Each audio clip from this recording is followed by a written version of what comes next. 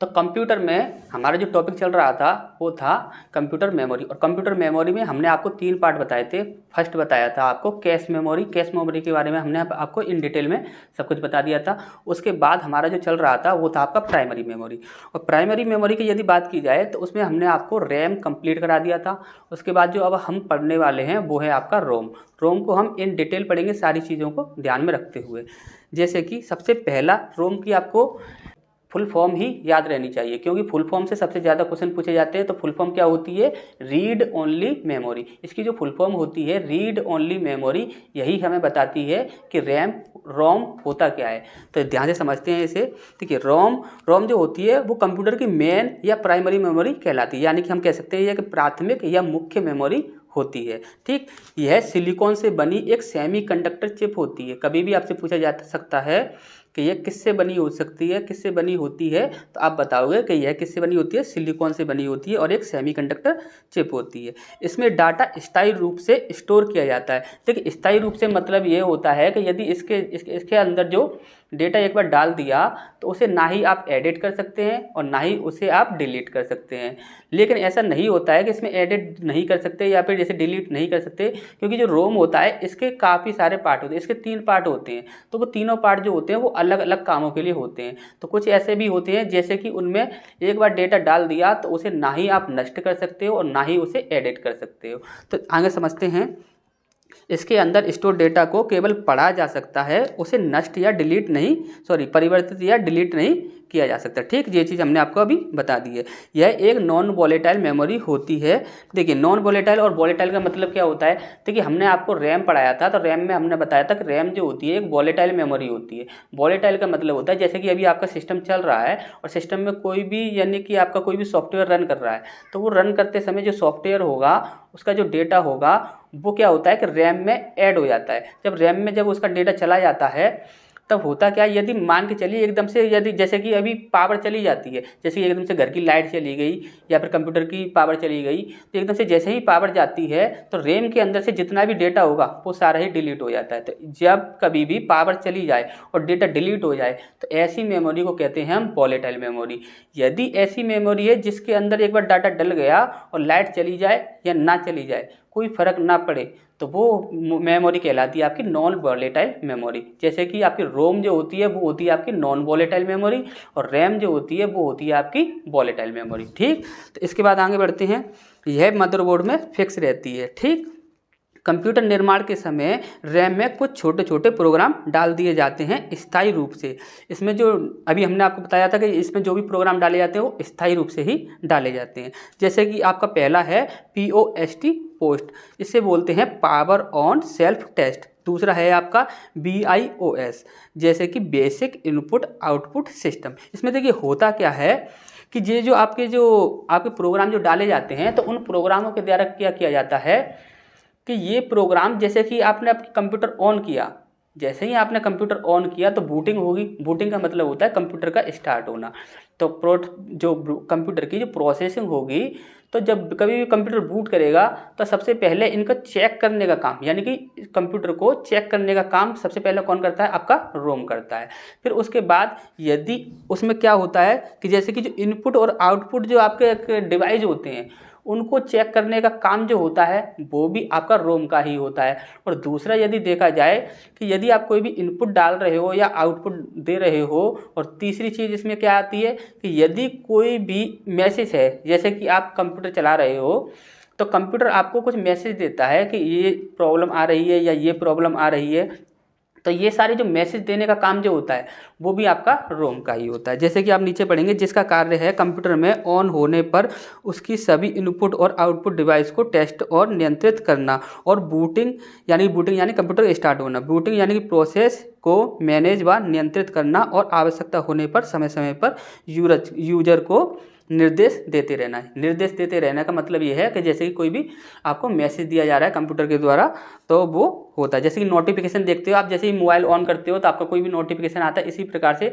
जैसे कि अभी कोई नोटिफिकेशन आता है तो वो किससे आता है? वो रोम से ही आता है। ठीक, इसके बाद है आपका कंप्यूटर बूटिंग यानी कि चालू होने से संबंधित सभी निर्देश रोम में ही संग्रहित किए जाते हैं, जो कंप्यूटर के बूट यानी कि चालू होने पर ऑपरेटिंग सिस्टम को रैम में लोड करते हैं। देखिए कभी भी हमेशा ही याद रखिए, जो भी अभी यदि आप सिस्टम चला रहे हो तो सिस्टम चलाते समय हमेशा ही जब कभी भी आप किसी भी चीज़ को आप रन करोगे, कभी भी किसी भी चीज़ को आप रन करो, कोई भी सॉफ्टवेयर रन किया तो वो हमेशा ही रैम में उसका डेटा स्टोर होता है। ठीक, रैम में हमने अच्छे से बता दिया है, अगर आपने ना देखा हो तो पिछले जितने भी आपके अब तक पार्ट बन चुके हैं उनके आपके लिंक जो होंगे वो डिस्क्रिप्शन में दे दिए गए हैं, आप वहाँ से उन्हें देख सकते हैं।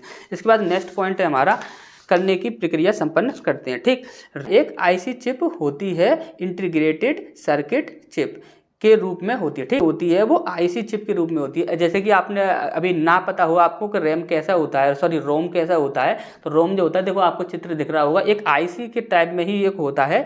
ठीक, आईसी चिप होती है वो। ठीक, तो आप अच्छे से समझ गए होंगे। और आईसी चिप की फुल फॉर्म क्या होगी आपकी, इंटीग्रेटेड सर्किट चिप। ठीक है, इसके बाद है आपका जो रोम जो होता है, रोम आपका 3 प्रकार का होता है। सबसे पहला हम पढ़ने वाले हैं पी रोम। पी रोम को हम प्रोम भी बोल सकते हैं। ठीक, तो इस चीज़ को अभी आपको याद रखना है कि प्रोम भी बोला जा सकता है और इसे पी रोम भी बोला जा सकता है, क्योंकि ऑप्शन में आपका यदि पी रोम ना आया, यदि उसने प्रोम कर दिया तो आप उसमें यहाँ पर कंफ्यूज ना हो, इसलिए आप इसको याद रखिए। तो पी रोम जो होता है उसकी फुल फॉर्म होती है प्रोग्रामेबल रीड ओनली मेमोरी। ठीक, अब ध्यान से समझिए, इस चिप में किसी भी डेटा या प्रोग्राम को केवल एक बार ही संग्रहित किया जा सकता है। एक बार संग्रहित करने के बाद ना तो उसे परिवर्तित किया जा सकता, ना ही उसे मिटाया जा सकता, उसे केवल पढ़ा जा सकता है। हमारे कंप्यूटर में BIOS प्रोग्राम BIOS और उसके बाद है आपका पोस्टल प्रोग्राम यानी कि POST प्रोग्राम, इसी में संग्रहित किए जाते हैं। तो ये जो प्रोग्राम जो होते हैं दो, ये काफ़ी बार आपका क्वेश्चन पूछा गया है, BIOS और POST, ये दोनों जो प्रोग्राम होते हैं वो किस रैम में स्टोर किए जाते हैं। तो आपको ये याद रखना है, ये कौन सी रैम में होता है, पी रोम में, यानी कि प्रोम भी बोल सकते हैं। ठीक, इसके बाद है पी रोम की हानियाँ। पी रोम की हानियाँ क्या होंगी, इसमें संग्रहित डाटा में यदि कोई खराबी या त्रुटि हो जाती है तो ये पूरी चिप खराब हो जाती है, क्योंकि इसके डेटा को परिवर्तित या सुधारा नहीं जा सकता। ठीक, ये चीज़ हमने आपको पहले ही बता दी थी। दूसरा पॉइंट है,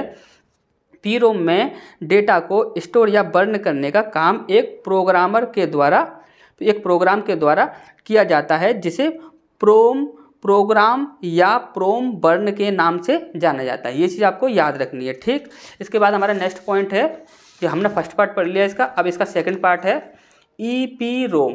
जैसे कि हमने आपको बताया था, इसका जो डेटा होता है उसे डिलीट भी किया जा सकता है और उसे एडिट भी किया जा सकता है, लेकिन वो अलग अलग कंडीशंस में होता है। तो आप पहला देखिए EEPROM। EEPROM क्या होता है, erasable programmable read only memory, और इरेजेबल का मतलब क्या होता है, मिटाना। ठीक, तो इसके बारे में समझते हैं। इसे अल्ट्रावायलेट EEPROM भी कहा जाता है।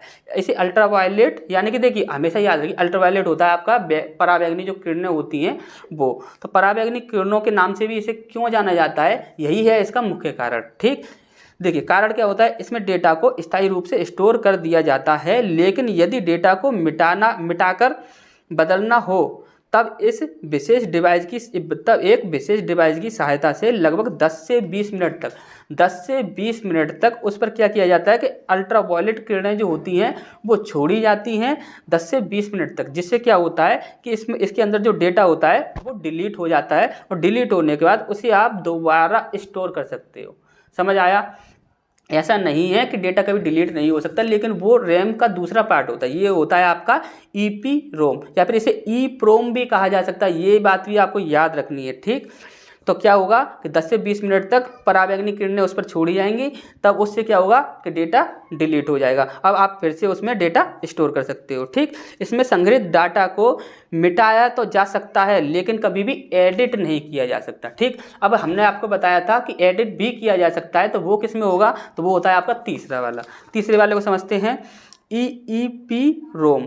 EEPROM की फुल फॉर्म होती है आपकी electrically erasable programmable read only memory. इसे इलेक्ट्रिकली क्यों बोला जाता है, ये चीज़ आप ध्यान से समझिए। इसमें डेटा को स्टोर करने का काम जिस प्रोग्राम से किया जाता है उसे EEPROM प्रोग्राम या बर्नर कहा जाता है। ठीक, इसमें उपस्थित डेटा को सुधारा और परिवर्तित दोनों किया जा सकता है। इसमें डेटा को डिलीट भी किया जा सकता है और उसे एडिट भी किया जा सकता है। अब किया कैसे जाता है, देखिए हाई वोल्टेज विद्युत सिग्नल से। तो यहाँ पर क्या होता है कि एक हाई वोल्टेज का विद्युत सिग्नल इस पर छोड़ा जाता है, जिससे क्या होता है कि डेटा को आपको डिलीट कर दिया जाता है। देखिए EEPROM का उपयोग आजकल कंप्यूटर की BIOS यानी कि basic input output system program को संग्रहित करने के लिए किया जाता है। मतलब कंप्यूटर निर्माताओं की वेबसाइट पर ऑनलाइन जाकर डेटा अपडेट करना। इसमें क्या होता है कि देखिए इसमें जो डेटा होता है उस पर एक हाई वोल्टेज का विद्युत सिग्नल छोड़ा जाता है। जब हाई वोल्टेज का विद्युत सिग्नल छोड़ा जाता है तो उससे क्या होता है, यदि आप उसे एडिट करना चाहते हो उस डेटा को तो एडिट कर सकते हैं, और इसे यदि डिलीट करना चाहते हैं तो उसे डिलीट करके दोबारा उसमें डेटा डाला जा सकता है। ठीक, इसके बाद हमारा नेक्स्ट पॉइंट है, देखिए आपसे काफ़ी बार एक क्वेश्चन पूछा गया है, रैम के सॉफ्टवेयर और हार्डवेयर के मिश्रण को क्या कहा जाता है। तो हमेशा ही याद रखेंगे फर्मवेयर, क्या कहते हैं उसे, फर्मवेयर। जो सॉफ्टवेयर और हार्डवेयर इन दोनों का जो मिश्रण होता है उसे कहते हैं हम फर्मवेयर। ठीक, तो यहाँ तक आपको अच्छे से समझ आ गया होगा। इसके बाद नेक्स्ट पॉइंट की ओर बढ़ेंगे, जैसे कि आपका होता है आपका DVD CD, इस प्रकार से काफ़ी सारे आपके मेमोरी होती हैं जो हम पढ़ने वाले हैं आगे। तो मिलते हैं फिर नेक्स्ट क्लास में।